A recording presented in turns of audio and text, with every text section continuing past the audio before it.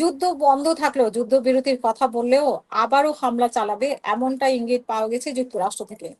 এবং ইরান থেকেও আলোচনা হচ্ছে যে আলোচনার মধ্যেই যুদ্ধ আবার বেঁধে যেতে পারে বা যুক্তরাষ্ট্র আক্রমণ করতে পারে এমনটা অনুমান করছে ইরান, এবং ইরান সেভাবে প্রস্তুতি নিচ্ছে। নাকি সত্যি সত্যি আসলে যুক্তরাষ্ট্র চালাবে, যুক্তরাষ্ট্র থেকে ইঙ্গিত পাওয়া গেছে কিন্তু সেরকম নিশ্চিতভাবে কোনো খবর পাওয়া যায়নি। রিটালিয়েশনের জন্য কিভাবে প্রস্তুত আছে দেখেন ইরান।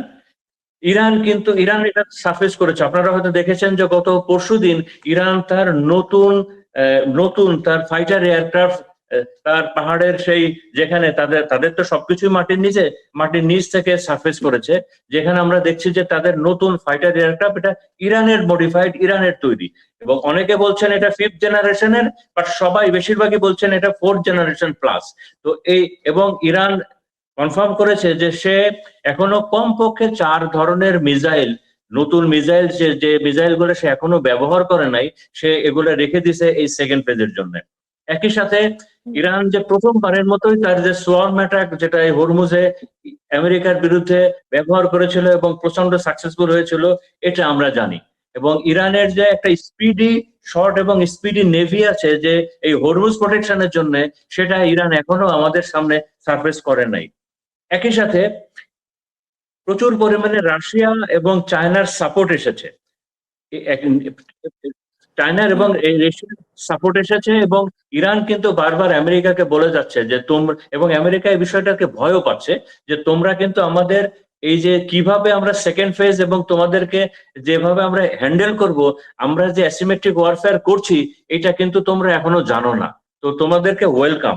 তো এখানে আমেরিকান থিঙ্ক ট্যাঙ্করা যারা বলছেন যে আমেরিকার জন্য অপশন খুব লিমিটেড। প্রথমত, আমেরিকা যদি সেকেন্ড ফেজ যুদ্ধটা করতে চায়, তো তাদের তো আইদার অপশন কি, গ্রাউন্ড ফোর্স ব্যবহার করতে হবে, এয়ারফোর্স অথবা নেভি। গ্রাউন্ড ফোর্সের কোনো ফিজিবিলিটি কেউ দেখছে না, তো এটাকে নাল অ্যান্ড ভয়েড করে দিচ্ছে। এয়ারফোর্স অ্যাটাকের ক্যাপাবিলিটি গত 40 দিনে দেখেছে, এই গত 40 দিনে আমেরিকা ইসরায়েল যে যুদ্ধটা করেছে, এটা মেইনলি এয়ারফোর্স ব্যাটেল করেছে। এবং সেটাতে ইরানের সঙ্গে তারা খুব একটা সুবিধা করতে পারে নাই, কোনো রেজাল্ট আনতে পারে নাই। তো এখন তারা বড় আকারে তাদের নেভির উপরে ডিপেন্ড করছে, এবং এবং সেখানেও তারা ওই কনফিডেন্সটা পাচ্ছে না।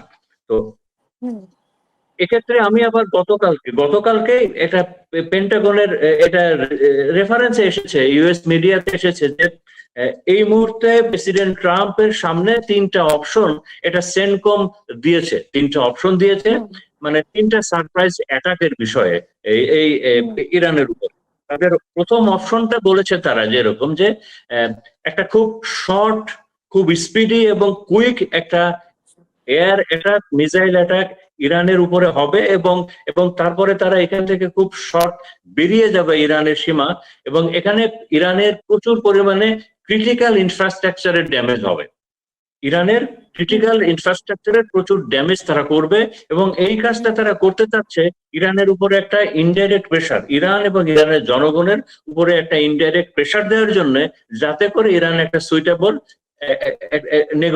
সুইটেবল নেগোসিয়েশন করে, যেটা আমেরিকার সুবিধা হয়। 2 নম্বর অপশনে তারা বলছে যে ইউএস মেনলি তার গ্রাউন্ড ফোর্স এবং নেভির মাধ্যমে হরমুজের একটা পার্শিয়াল নিয়ন্ত্রণ নেবে। এটা মেনলি আমি যেটা ধরে নিচ্ছি, এটা হয়তো এই ওমানের এই পোর্শনে তারা চেষ্টা করবে, কারণ এখানে অনেকগুলো ছোট ছোট দ্বীপ আছে। তো এখানে তাদের একটা প্ল্যান আছে যে এখানে তারা একটা হরমুজের একটা পার্শিয়াল ডোমিনেশন এবং পার্শিয়াল কন্ট্রোল তারা নিবে। এটা কিভাবে নিবে, আদৌ সফল হবে কিনা সেটা পরের ডিসকাশন, বাট এরকম একটা প্ল্যান তারা আছে। এবং তারা এই হরমুজটাকে তারাও কন্ট্রোল করবে।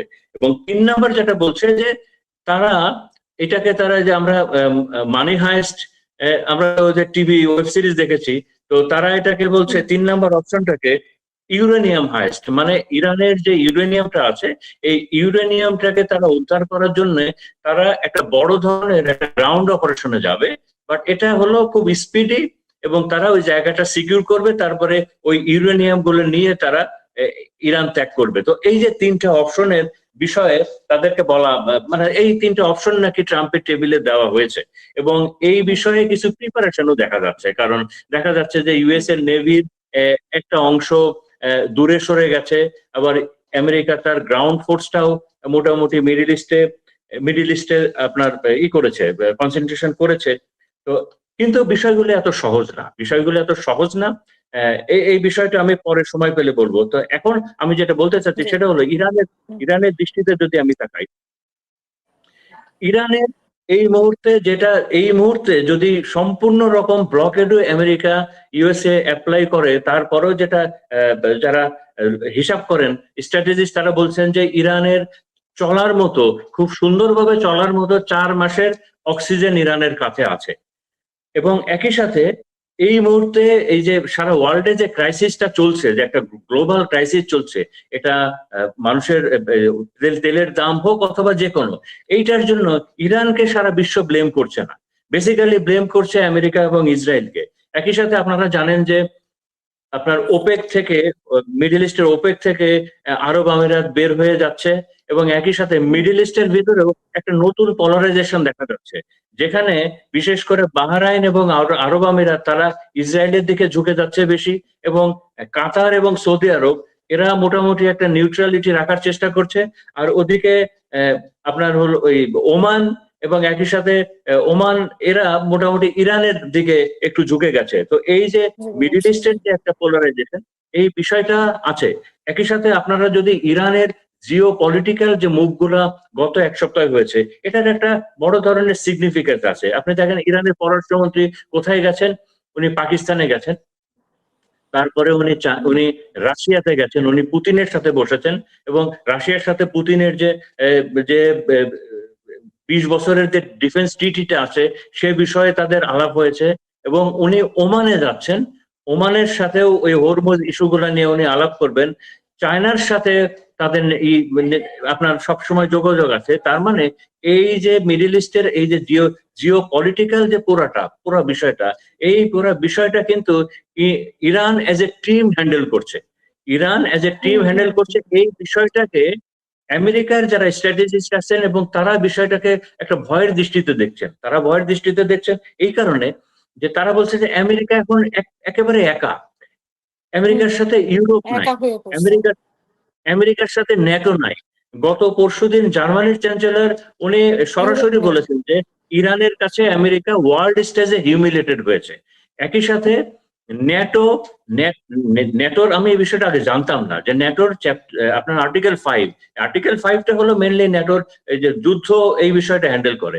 এখানে একটা এই ন্যাটোর সেই গঠনতন্ত্রে আছে যে মানে একটা চাপানো নিয়ম, যে ন্যাটোর মিলিটারি কমান্ডার সবসময় আমেরিকান জেনারেল হবেন একজন, এবং তার আন্ডারে ন্যাটো বাকি কান্ট্রির যে লিডাররা আছে তারা থাকবেন, আপনার মিলিটারি লিডাররা থাকবেন। তার মানে এখানে ন্যাটোর মিলিটারি পোর্শনটা সবসময় ইউএস ডমিনেটেডই হবে।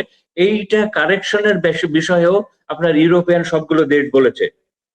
একই সাথে আমরা দেখছি যে শেষ করে যেটা ইউএস এর তরফ থেকে, আমি 2 মিনিটে শেষ করছি, যে ইউএস এর তরফ থেকে যেটা আসছে যে ইউএসএ যে যদি তার সেকেন্ড ফেজে যায়, তারা গত 15 দিনের সব থেকে বেশি স্টাডি করেছে হলো যে এই পরিবর্তিত পরিস্থিতিতে তারা তাদের স্ট্র্যাটেজি কিভাবে কাজ করবে, এই স্ট্র্যাটেজি, নতুন স্ট্র্যাটেজি প্রণয়নের পেছনে ইউএসএ সব থেকে বেশি সময় দিয়েছে, কারণ তাদের আগের কোন ধরনের স্ট্র্যাটেজি এখনো কাজ করে নাই। তো একই সাথে তারা প্ল্যান করেছে যে তারা তাদের নতুন স্ট্র্যাটেজিটা ইউজ করবে, তারা মিডিল ইস্টটাকে ইউজ করবে ইরানের বিরুদ্ধে। একই সাথে মিডিল ইস্টকে তারা লঞ্চিং প্যাড হিসেবে ইউজ করবে। এবং একই সাথে যেটা একটা ভবিষ্যৎবাণী অনেকগুলো মিডিয়াতে এসেছে, থিঙ্ক ট্যাঙ্কটা বলেছে যে ইউএসএ প্রচুর ওয়ার ক্রাইম করবে। ইউএসএ প্রচুর ওয়ার ক্রাইম করবে মানে আমি যেটা বললাম যে ইরানের ভেতরে তারা অনেক সিভিলিয়ান ইনফ্রাস্ট্রাকচার তারা ভাঙবে, যেমন ব্রিজ, কালভার্ট, আপনার পাওয়ার স্টেশন, ওয়াটার।